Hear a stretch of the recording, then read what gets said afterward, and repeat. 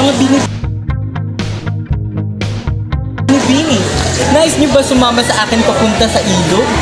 Sapagkat nandun ang aking magulangin. Naglalabas iyan. Ilang saya yun. Ikaw, at manliligo tayo roon. Sasama ba kayo? Tara, mukhang masisiyahan tayo. Tara na! Ang ganda naman dito.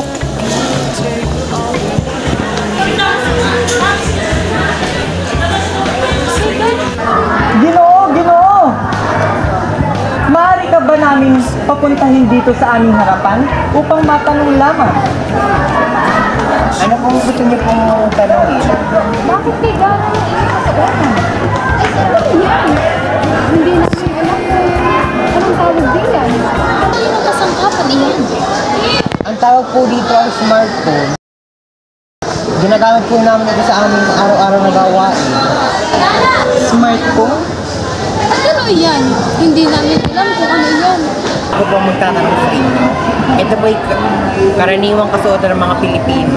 Kayo po ang kakaibang itsura. Sapagkat 1951 lamang ang taong ito. At kailan nababatid namin banga ang inyong kasuotan.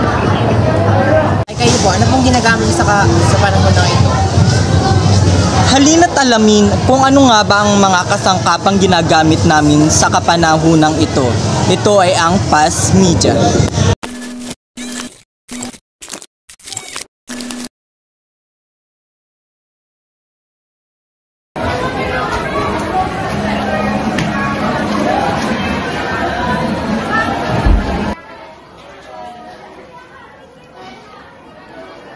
Aling Rosa! Oh, Nena, kamusta yung buhay-buhay? Halina't maupo ka po muna. Maraming salamat sa iyo, Pagkawa. Ayos lamang po ako. Kakatapos ko lamang po mga lakal sa merkado. Ngunit may isang bagay po akong sasabihin sa iyo. At ano yun, Nena? Nabatid mo ba na maraming Hapon ang dumadayo dito sa atin at naghahanap sila ng maayos na tela? At saan nanggagaling ang iyong wiliwika? At kanino mo ito nabatid? Sapagkat may nagsabi sa akin isang lingkod bayan. Ganoon ba? Ito nga pala ang paraan ng pagkikipagkomunikasyon ng mga sinauna noon. Kumbaga, ito ay talk by talk o kaya ay mas kilala bilang face to face. Marahil nakita nyo sa unang video na ito ay patungkol sa pag-uusap ng direktang tao.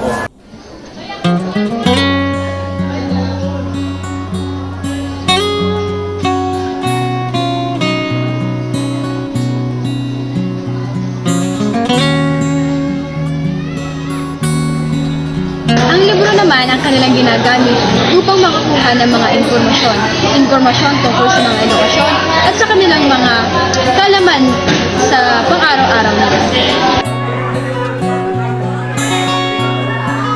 And this is what we call the radio.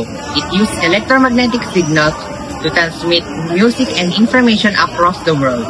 It was popularized by Guglielmo Marconi during 1892 and was popularized in the year 1930 to 1950 and was considered the golden age of radio. Sadly, the introduction of televisions made the radio's popularity drop. However, with the introduction of technology, radios were able to become more accessible across the world. Atin ay nakaalam na kung ano ito. Ito nga pala ang antena na siyang nagbibigay ng signal upang makasagap ng mga impormasyon nung sinauna.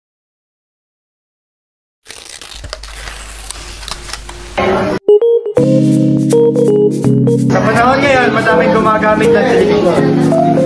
Ginagamit ang telebisyon upang makakagilap ng balita at kung ano man ang nangyayari dito sa ating bansa. At may dalawa tayong istasyon dito sa Pilipinas, tulad na lang ng TV Patrol at 24 Oras. Ngayon, sa mga bagong panahon, marami sa atin yung mga smartphones, social media. May papadalang informasyon, tumatanggap, na ginagawa ka naman ng internet.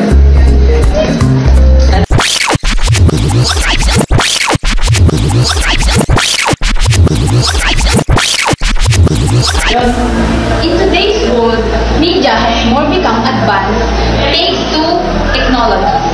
In today's digital information, radios have become more advanced to the point where not only can you listen to music, but you can also watch them online.